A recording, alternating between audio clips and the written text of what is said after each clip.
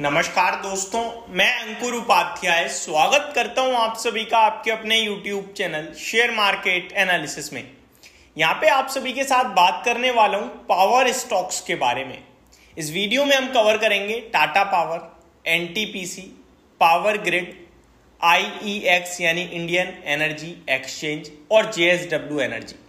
इन 5 stocks की बात करूं तो ये आगे पीछे होकर एनटीपीसी और पावर ग्रिड को तो नहीं कह सकता, लेकिन बाकी के तीनों स्टॉक आपके साथ टाइमली डिस्कस करें हैं। टाटा पावर पे तो बहुत वीडियोस बनाएंगे। और अगर IEX की भी बात करूं तो रिसेंटली जो मूव आया है ना 140 से, उसको हमने पूरी तरीके से पकड़ा है, कैप्चर किया है। बात करें अगर JSW एनर्जी की तो ये स्टॉक भी हमने आप सभी के साथ डिस्कस किया हुआ है। अब सवाल ये उठता है कि क्या यहां से भी इन स्टॉक्स में बाइंग बनती है, क्या खरीदारी की जा सकती है, और अगर हां तो कौन से में। एक एक करके सारी चीजें कवर करेंगे। शुरू करते हैं बिना किसी देरी के। सबसे पहले सरकारी कंपनी के साथ शुरुआत करना चाहूंगा, एनटीपीसी और JSW पावर ग्रिड के बारे में। एनटीपीसी की बात करें दोस्तों तो एनटीपीसी एक आउट परफॉर्मर रहा है और पूरा का पूरा सरकारी स्पेस ही आउट परफॉर्म करता हुआ दिखा है। लेकिन इस भाव पे आके क्या एनटीपीसी में एंट्री ली जा सकती है? तो यहां आपके साथ एंट्री अगर आपने ले रखी है या आप लेना चाहते हैं वो आपकी मर्जी है। मैं एक स्टॉप लॉस शेयर करना चाहूंगा, जब तक लेवल ब्रेक ना हो तब तक स्टॉक को होल्ड करें। चलेगा कितना चलेगा किसी को नहीं पता है, क्योंकि सरकारी कंपनी दोबारा से थीम लौटी तो कहां चले जाएंगे पता नहीं। वैल्यूएशन टर्म में आज भी 17 के पीई पे ट्रेड करता है। तो स्टॉक देखा जाए अराउंड 313 to 320 के बीच में एक सपोर्ट प्लेस्ड है स्टॉक की। तो 313 से 320 के लेवल पे सपोर्ट रखें स्टॉक में और स्टॉक में बने रहें। वहीं बात करें अगर पावर ग्रिड की तो पावर ग्रिड भी एक इसी तरीके से स्टॉक है जो वन साइडेड ऊपर की तरफ गया है आपके लिए, और पूरे पावर सेक्टर की तरह ही, पूरे PSUs की तरह ही। अब सवाल ये उठता है कि क्या यहां एंट्री ली जा सकती है? तो यहां भी मैं सिमिलर व्यू ही दूंगा। मेरे लिए बाइंग और जिसके पास है उन दोनों के लिए एक स्टॉप लॉस है। अगर आप कैरी कर सकते हो, होल्ड कर सकते हो, फ्रेश लेके वो स्टॉप लॉस लगा सकते हो तभी आप लीजिए, अदरवाइज आप छोड़ दीजिए। पावर ग्रिड की बात करें तो स्टॉक में जो बड़ा मूव देखने को मिला आपके लिए, देखो छोटा स्टॉप लॉस आ रहा है 290 के पास, जहां पे ऑलमोस्ट स्टॉक ने डबल बॉटम समथिंग फॉर्म किया है, आप ये कह सकते हैं, या हेड एंड शोल्डर का सपोर्ट कह सकते हैं। या फिर आप अगर हायर आइस की फॉर्मेशन में जाएंगे तो 275। इन दोनों में से जो स्टॉप लॉस आपके लिए कंफर्टेबल हो वो रखिए और पोजीशन को मेंटेन कीजिए। एनटीपीसी और पावर ग्रिड दोनों में अगर कुछ कॉमन है तो वो है वैल्यूएशन। 17 के पीई पे दोनों ट्रेड कर रहे हैं। अब आ जाते हैं जरा प्राइवेट सेक्टर की तरफ। JSW एनर्जी की सबसे पहले बात करूंगा। स्टॉक की बात करें 625 पे ट्रेड कर रहा है, 450 के करीब डिस्कस किया था स्टॉक में। आपको याद होगा कंपनी ने OFS भी लेके आई थी कंपनी, आई थिंक, जहां पे अराउंड 500 रुपए के करीब शेयर, 500 रुपए के करीब स्टॉक ने शेयर दिए थे और पैसे जुटाए थे।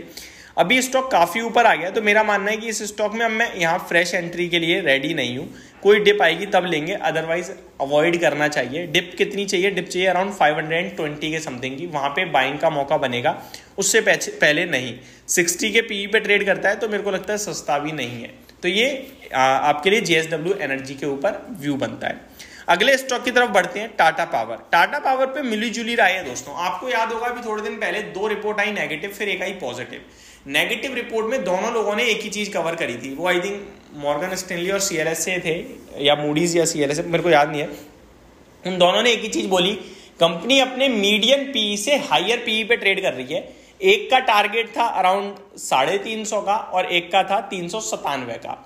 अब देखें तो 38 के पीई पे है, मीडियन पीई है 26 का, तो उसके हिसाब से कैलकुलेट करोगे तो 400 रुपए का भाव आ रहा है। तो वैल्यूएशन टर्म्स में तो 400 रुपए का होना चाहिए, बट कंपनी अगर ग्रो करेगी तो वैल्यूएशन भी बाजार ज्यादा ही देगा, तो वो वाला केस है। तो यहां थोड़ी सी आपके लिए जो राय है वो थोड़ी मिली जुली है। इस प्रकार है कि स्टॉक में अगर कोई करेक्शन 380 पे आती है तो एंट्री लेनी है, फ्रेश बाइंग करनी है, अभी कुछ नहीं करना। अगर किसी के पास है वो स्टॉक में बने रहे स्टॉप लॉस के साथ, और स्टॉप लॉस आप अपनी बाइंग के हिसाब से ही एडजस्ट करें, किसी लेवल के हिसाब से ना जाएं। 380 के करीब डिप आती है तो लेना चाहिए, और डिप डेफिनेटली आ सकती है क्योंकि स्टॉक में टेक्निकल टर्म्स पे वॉलेटिलिटी आ रही है और 380 तक के मूव बनते हैं बीच बीच में। तो 380 के करीब इसमें एंट्री लेने की राय होगी 345 के स्टॉप लॉस से। टारगेट 420 450 के निकल के आ रहे हैं। नेक्स्ट और लास्ट स्टॉक है IEX। दोस्तों ये स्टॉक ऐसा है जो मेरे को यहां से भी अच्छा लग रहा है, उसके पीछे 3-4 बड़े कारण है।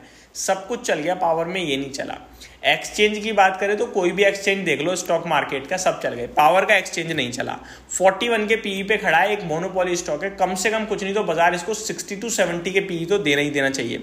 मेरे को लगता है अब IEX का समय आ रहा है। बड़े लंबे समय से स्टॉक ने बहुत ही दिक्कतें देख ली हैं। अब ये स्टॉक जो चलना शुरू होगा आपके लिए, इसमें आपके लिए 200 रुपए तक की जर्नी बनेगी। अब उसके लिए 6 महीने लगते हैं, 12 महीने, बस ये देखने वाली बात होगी। तो पेशेंस रखें और स्टॉक में पोजीशन को बनाए रखें, बस इतना ही कहना चाहूंगा IEX के लिए। तो होप आपको ये सारी चीजें समझ में आई होगी। Thank you so much for watching this video. Have a great day guys.